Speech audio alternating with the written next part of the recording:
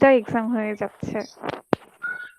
তোমাদের 25th এ দেখলাম অনেকেরই 3টা এক্সাম হয়ে যায়। সো এর জন্য 24th করা হয়েছে স্যার 24 এ আমার আগে থেকে 2টা এক্সাম ছিল। এজন্য স্যার বলেছিলাম যে 25th হলে বেটার হয়।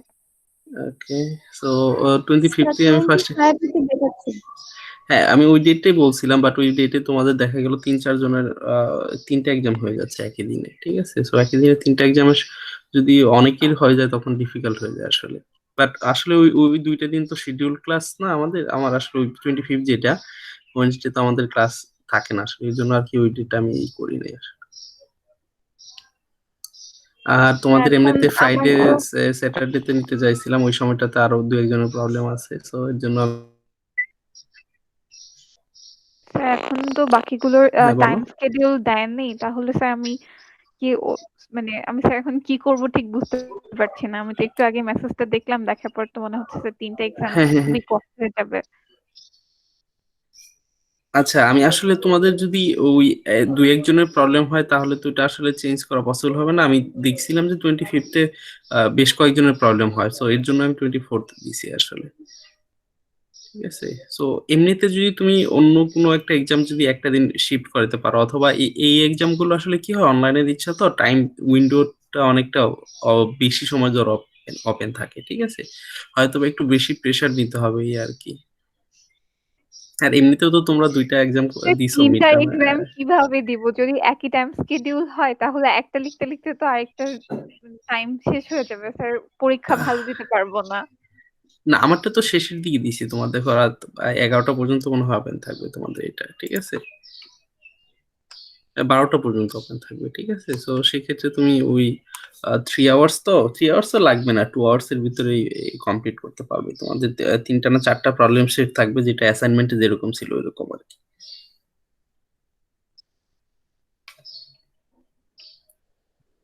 আমারটা একদম দেখো 6টা থেকে 12টা তো। তোমার দেখা গেলো তুমি যদি 9টা থেকেও শুরু করো, শেষ হয়ে যাবে 9টা থেকে শুরু করলো। ঠিক আছে? দেখি তোমাদের আরো কোনো আসে কিনা আসলে। মেইনলি তোমাদের ওই 25th আমি দেখো ফার্স্টে দিয়েছিলাম, কিন্তু তোমাদের ওই বলতেছিল বেশ কয়েকজন যে তাদের 3টা এক্সাম পড়ে যাচ্ছে আসলে। স্যার সবাই 24 এ এক্সাম দিয়ে দিয়েছে। 22 তে কেউ দেয় নাই বা 23 তে কেউ দিচ্ছে না। সব পিছনের দিতে যেয়ে সব একসাথে হয়ে গেছে। ও আচ্ছা, আচ্ছা। তাহলে 22 তে যাও তোমরা। জি স্যার 22 দিয়ে দেন তাহলে। ওকে। কারণ স্যার একদিনে 3টা পরীক্ষা আমারও হয়ে যাচ্ছে 24 এ হলে, 25 এ হলেও অনেকের হয়ে যাচ্ছে। তো ওগুলো তো স্যার 22 দিলে আমার জন্য স্যার প্রবলেম হয়ে যাবে। ওকে। প্রবলেম বলতে গেলে তোমার কি 22তে এক্সাম আছে? জি স্যার। 2টা এক্সাম দিতে পারো, সমস্যা নাই। বাট 3টা হলে প্রবলেম হয়, এটাই আর কি। কিন্তু স্যার টাইম তো এখনো দেয়নি তো ওই জন্য আর কি। ও টাইম আমি তো লাস্টের দিকে রাখবো, ওটা সমস্যা হবে না। যদি ওই অন্য এক্সাম যদি তোমার ফার্স্টের দিকে থাকে, জাস্ট মর্নিং এর দিকে, আমি তাহলে তোমাদের জাস্ট ইভিনিং অথবা নাইটের দিকে দিয়ে দিব এই আর কি। দেখি তারপর আর আর 2-1টা ফিডব্যাক আসুক। আজকে দুপুরের দিকে আমি আরেকটা স্ল্যাকে তোমাদের হয়তো বা অ্যানাউন্সমেন্ট বা কথা বলবো, দেখি কি হয়। ঠিক আছে?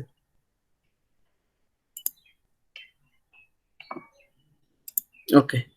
ওটা আমি দেখি তোমাদের আজকের ভিতরেই ওটা ফিক্সড করে ফেলবো, সমস্যা হবে না।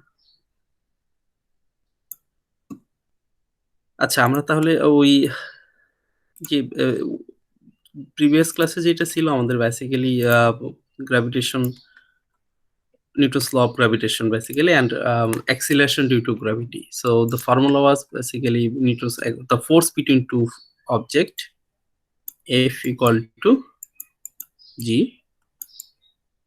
m1 m2 divided by r square. Okay, r square or d square. Basically r or d represent the distance between m1 and m2. Okay, দেখতে পাচ্ছ সবাই এটা?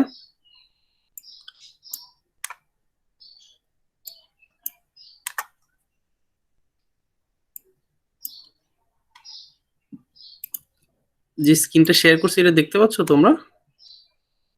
Yes sir. জি sir. Okay, then acceleration due to gravity g equal to gm by r square. Okay, so if you consider the object or particularly point is distance from the center, then acceleration due to gravity g equal to gm by r plus h square. Okay, so this is the formula. How can we calculate the acceleration due to gravity of a planet? So if you consider the mass of the planet is earth, okay, then the distance or radius also related with the earth. Now if you consider the planet is, say, particularly moon, if we consider the moon surface, then height আমাদের moon surface consider করতে হবে. So different প্ল্যানেটের জন্য acceleration due to gravity different হয়, তার mass এবং radius এর উপর depend করে বা mass এবং height এর উপর depend করে. Okay, so these are the acceleration due to gravity and force between two objects. Okay, now the thing that the energy calculation for Earth surface and particularly satellite system. So if you consider this is Earth surface, okay, and here is a satellite, okay, say particular height r, okay, so r is the orbital radius, just like that, orbit korteche erokom. So r is the orbital radius. So in this case, basically the energy between these two objects, there will be two energies. One is kinetic energy due to the motion. So সেটা যদি এইভাবে velocity particular এদিকে velocity নিয়ে rotate করতে থাকে v velocity তে, then in this case the energy kinetic energy of this system or of this planet basically half m v square. So this m is the mass of the satellite. Again, if you consider mass of the earth is me, then the energy, kinetic energy in terms of mass of their mass basically, then it will be g m me divided by twice r. Okay, so basically this is the formula. How can we calculate the kinetic energy of the system? Okay, so একটা যদি earth এবং satellite system হোক বা আর্থ বা moon surface হোক, যে কোনো পেয়ারের জন্য, পার্টিকুলার পেয়ারের জন্য, স্যাটেলাইট সিস্টেম হোক বা অন্য কোনো কিছু ক্ষেত্রে হোক, সেই ক্ষেত্রে the kinetic energy due to rotation is gmme divided by twice r. Okay, so here r is the center to center distance. Okay, and the potential energy of the system, this potential energy is involved due to height. Okay, so basically we consider the potential energy at the infinity distance. So potential energy at the infinity distance is considered as a zero, which is the maximum potential energy. Okay, is zero. So এখান থেকে আমরা যতই infinity distance থেকে যতই আর্থের কাছের দিকে আসতে যাব, in this case potential energy will be negative. Okay, so potential energy is considered negative at any point, and this negative basically earth surface, যেটা আর্থ সারফেসের নেগেটিভ ভ্যালুটা সবচেয়ে বেশি, যত উপরের দিকে যাব তত নেগেটিভ ভ্যালুটা কমতে থাকবে এবং ইনফিনিটি ডিস্টেন্সে জিরো হবে. Okay, so because this part is negative, because if we try to bring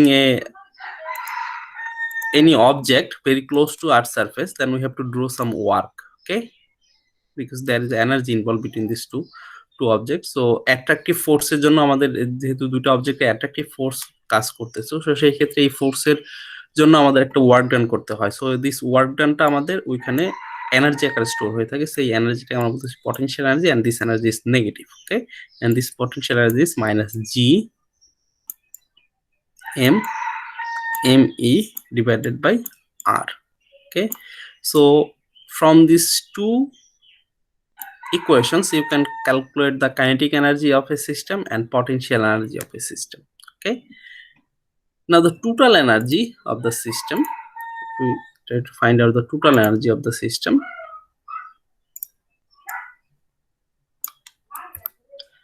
So total energy,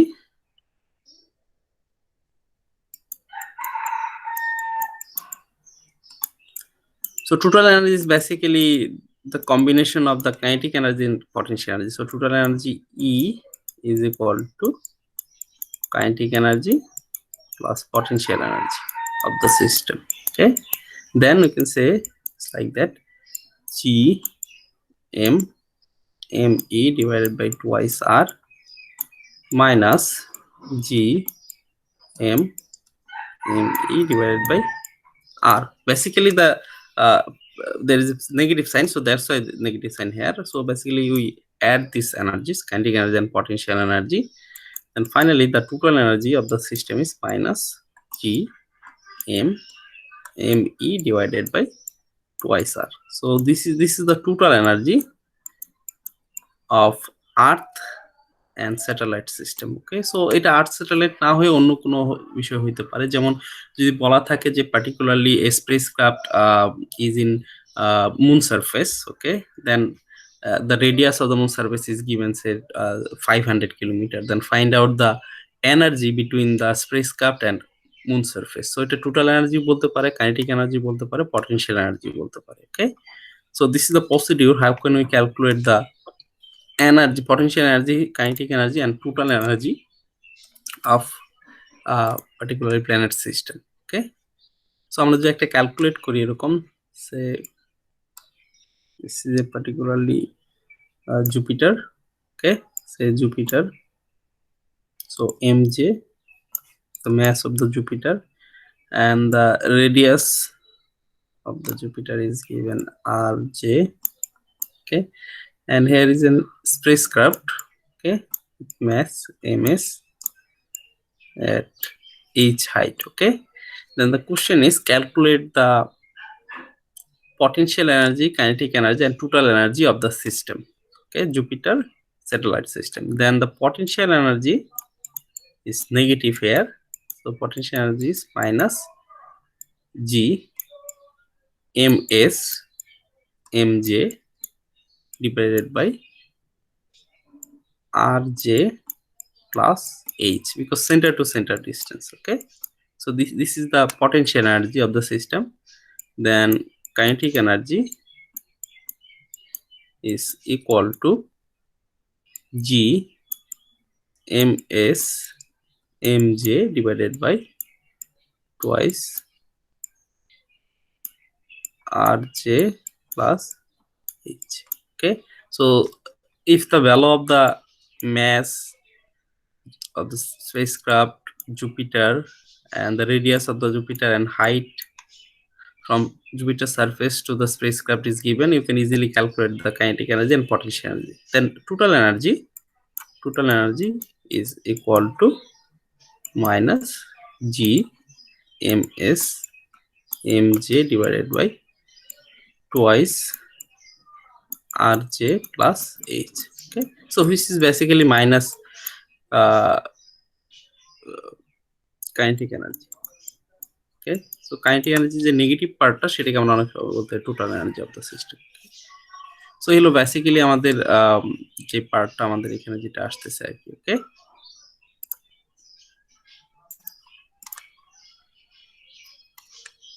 okay, so এই হলো আমাদের mainly energy between two objects basically. So এটা শুধু আর্থ সারফেস বা মুন সারফেস হইতে পারে বা স্পেসক্রাফট এরকম না, যে কোনো দুটো অবজেক্টের জন্য বেসিক্যালি এটা অ্যাপ্লিকেবল। ওকে, সো এখন যদি আমরা কনসিডার করি আরেকটা বিষয় হইলো বেসিক্যালি সারফেস, যে সারফেসটা, যে প্ল্যানেটের যে সারফেসটা থাকবে ওই সারফেসের নিয়ার যে পয়েন্টগুলো, ওই পয়েন্টগুলো যেগুলো এগুলো অ্যাপ্লিকেবল। যদি ইনফিনিটি হাইট অনেক বেশি হাইট হয়ে যায় তখন আসলে এটা অ্যাপ্লিকেবল হয় না, কারণ ওই পর্যন্ত আমাদের মেইনলি অ্যাট্রাকশন কাজ করে না। ওকে, দেন নেক্সট যেটা আসতেছে আমাদের স্কেপ ভেলোসিটি।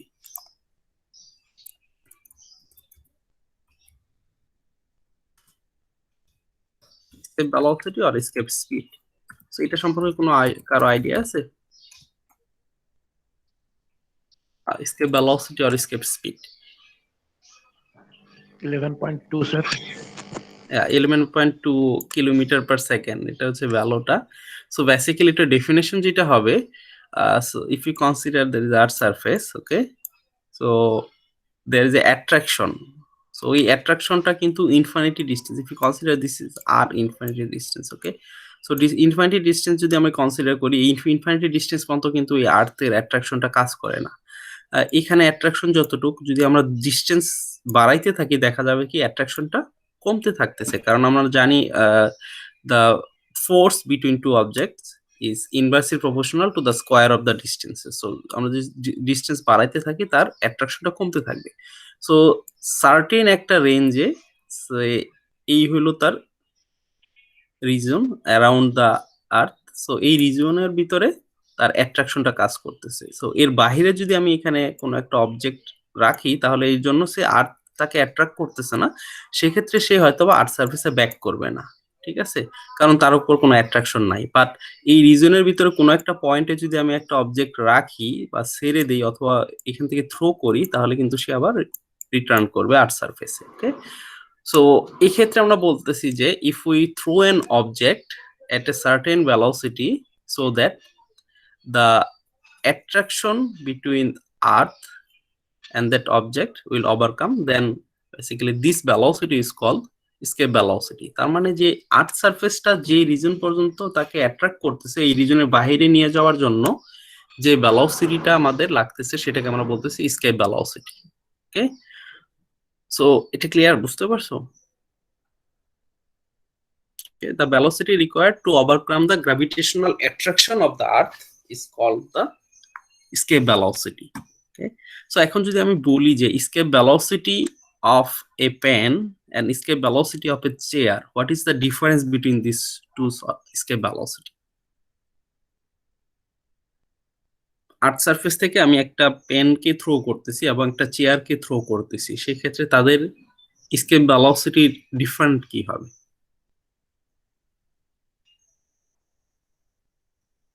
কার বেশি হবে, কার কম হবে, নাকি ইকুয়াল হবে?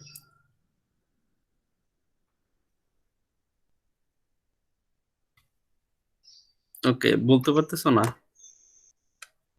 Okay, so basically escape velocity, formula for escape velocity is equal to root over 2g me divided by re. Okay, so this is the formula. How can you calculate the escape velocity? Okay, then the escape velocity is depend on mass of the planet and also radius of the planet. Here universal constant g is always constant. Okay, so একটা প্ল্যানেটের mass এবং রেডিয়াসের উপর depend করে escape velocity হচ্ছে, তাহলে আমরা দেখতেছি যে অবজেক্টের উপর ডিপেন্ড করতেছে না। তার মানে আমি যদি একটা পেনকে থ্রো করি তাহলে তার যে escape velocity, যে ভ্যালোসিটিটা দিতে হবে, একটা চেয়ারকে থ্রো করলেও সেই ভ্যালোসিটিটাই দিতে হবে।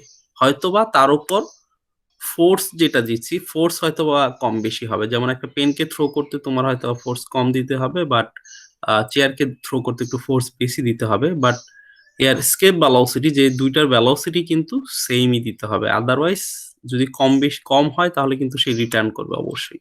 Okay, so escape velocity basically depends on mass of the planet and radius of the planet. So this is for the earth. Okay, so এখানে যদি আমি ভ্যালুগুলো বসাই it will be 11.2 kilometre per second. Okay, kilometre per second.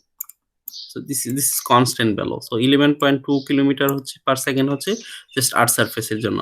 আমি যদি অন্য সারফেসের জন্য যাই তখন আবার স্কেপ ভেলোসিটি ডিফারেন্ট হবে। যেমন স্কেপ ভেলোসিটি যদি আমি মুন সারফেস কনসিডার করি দেন 2g mm mass of the moon divided by radius of the moon square. Okay, so escape velocity basically depends on the mass and radius of a planet. Okay, so this is a procedure how can we calculate the escape velocity.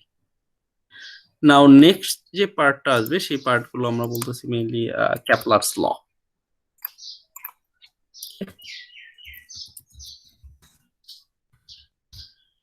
Kepler's laws of planetary motion. Okay, so first যে lawটা, this is basically related to the path of the planets. So if we consider sun, okay, if we consider this is sun, then the planets are moving around the sun in a elliptical path. Okay, so say this is an elliptical path. Okay, so এখানে যদি আর্থ হয়, so আর্থের মুভমেন্টটা হচ্ছে একটা elliptical পাথে, যেখানে সানটাকে একটা particular focal পয়েন্টে রেখে elliptical পাথে rotate করে। আমি যদি অন্য একটা প্ল্যানেট ধরি just like that, okay, say Jupiter, okay, অথবা আরেক অন্য কোনো প্ল্যানেট যদি ধরি সেক্ষেত্রে এরকম ভাবে আমাদের রোটেট করতে থাকবে। Okay, so basically the path of the planets is elliptical around the sun. So আমরা সানকে যদি একটা সে এরকম দুইটা ফোকাল পয়েন্ট হয় একটা ইলিপ্টিক্যাল পাথের, যদি আমি এটা একটা ইলিপ্টিক্যাল পাথ ধরি, ইলিপ্টিক্যাল পাথে দুইটা ফোকাল পয়েন্ট হয়।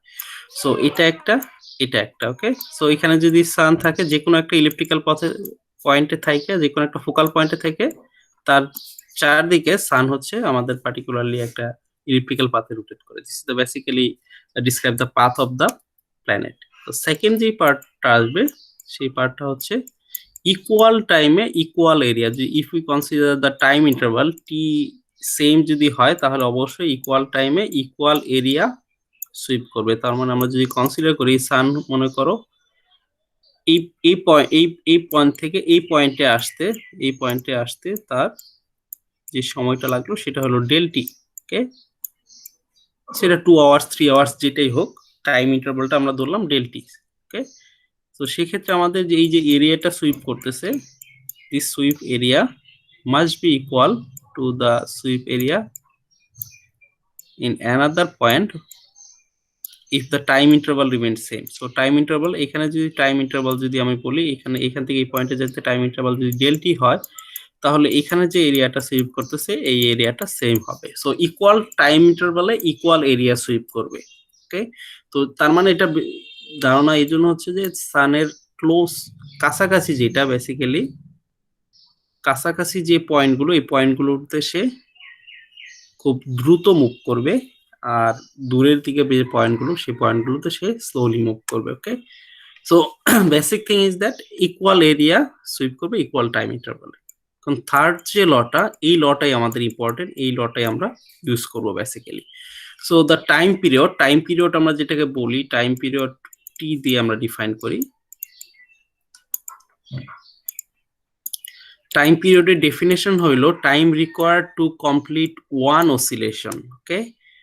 Time required to complete one oscillation তার মানে আমরা আর one circular motion basically. So আমরা যে আর্থটাকে এখান থেকে মুভ করা শুরু করে, আর্থটা এখান থেকে ঘুরে আবার এই পয়েন্টে আসতেই, সেম পয়েন্টে আসতে যে সময়টা লাগতেছে সেটাকে আমরা বলতেছি টাইম পিরিয়ড। তার মানে একটা কমপ্লিট সার্কেল করতেছে বা ইলিপ্টিক্যাল পাথ একবার মুভ করে আসতেছে, সেটাকে আমরা বলতেছি time period. And the average distance between sun and earth, তার মানে এইখান থেকে আর্থের যে ডিস্টেন্স এটা ভ্যারি করতেছে, বাট আমরা অনেক সময় এটাকে সার্কুলার ধরি। তারপর থেকে সার্কুলার ধরি এবং সার্কেলের রেডিয়াসটাকে আমরা ধরতেছি, this is the radius R, okay. Elliptical path থেকে আমরা সার্কুলার ধরে নিই যেহেতু এভারেজ ডিস্টেন্স বলতেছে। So this is the radius of the path, okay. এটা যদি এখানে যদি সান হয় তাহলে এখানে আমরা আর্থকে ধরে এটাকে আমরা বলতেছি average. So in this case the time cube of the time period, sorry, square of the time period is proportional to the cube of the average distance. So t square is proportional to r cube. Then finally there is a proportionality constant which is gm by 4 pi square r cube, okay. So এই ভ্যালুটা একটু এই কনস্ট্যান্টের ভ্যালুটা হচ্ছে তোমার 4 pi square by GM, sorry 4 pi square by GM, এটা ওটাটা লিখে ফেলছি। So that is a proportionality constant which is k basically, k r cube. So here k equal to 4 pi square by gm, okay. Then here t square is equal to 4 pi square by gm r cube. So here this m is the mass of the sun, not mass of the earth, okay. And here r is the average distance between earth center to sun center, okay. So this is the procedure how can we calculate the mass of a particularly mass of sun or mass of earth যেটাই হোক। আমি যদি বলি যে একটা satellite আছে, স্যাটেলাইটটা আর্থকে সেন্টারে রেখে রোটেট করতেছে, ওকে। তো সেক্ষেত্রে আমাদের যদি বলে এদের ভিতরে যে কম্বিনেশন হয় তখন এই ম্যাসটা হবে ম্যাস অফ দ্য আর্থ, ওকে। কারণ আর্থ স্যাটেলাইট সিস্টেমে আমরা কনসিডার করতেছি। আবার যদি বলি এখানে একটা মুন সারফেস আছে, মুন, ওকে, এর চারদিকে একটা স্যাটেলাইট রোটেট করতেছে, তখন কিন্তু এই ম্যাসটা হবে mass of the moon surface, okay. আবার যদি জুপিটার কনসিডার করি, জুপিটার জুপিটারের চারদিকে মনে করো একটা স্যাটেলাইট রোটেট করতেছে, ওকে? তো সেই ক্ষেত্রে আমাদের এটার ম্যাস হবে জুপিটারের mass, okay? So this is the procedure how can we calculate the time period or mass of a planet, okay? So এই হলো তোমাদের বেসিক যে জিনিসগুলো। তো অনেক সময় তোমাদের এটা কম্বাইন হয়ে আসে, ঠিক আছে? যে এরকম থাকে যে একটা মুন সারফেস দেওয়া আছে, ওকে? মুন সারফেস, তো মুন সারফেসের রেডিয়াস মনে করো এটা